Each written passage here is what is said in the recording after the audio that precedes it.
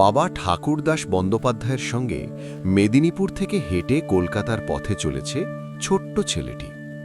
গ্রামের মেঠো পথ, চারপাশে সবুজ প্রকৃতি। রাস্তার ধারে একটি মাইল ফলক বা পাথরের ফলক দেখতে পেল ছেলেটি। বাবা তাকে আঙুল দিয়ে দেখিয়ে বললেন, ওটা ইংরেজি সংখ্যা। চটপট সে শিখে নিল। মাইল ফলকে লেখা ছিল ১৯, এরপর ১৮, ১৭, এভাবে ১০ পর্যন্ত সে সব মুখস্থ করে ফেলল। যতবার মাইল ফলক আসে ছেলেটি নির্ভুল উত্তর দেয়।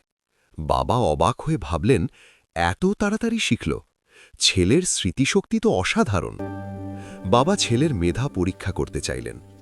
একটি মাইল ফলক পার হওয়ার সময় তিনি ছেলের নজর অন্যদিকে ঘুরিয়ে রাখলেন, যাতে সে ওটা দেখতে না পায়। পরের মাইল ফলক আসতেই ছেলেটি বলল, বাবা, এখানে ভুল লেখা আছে। হিসেব মতো ৬ হবার কথা, কিন্তু লেখা আছে ৫। বাবা বুঝলেন ছেলে আন্দাজে বলছে না, সে অঙ্ক কষে ভুল ধরেছে। তিনি বুঝলেন এই ছেলের মেধার কোনো তুলনা হয় না।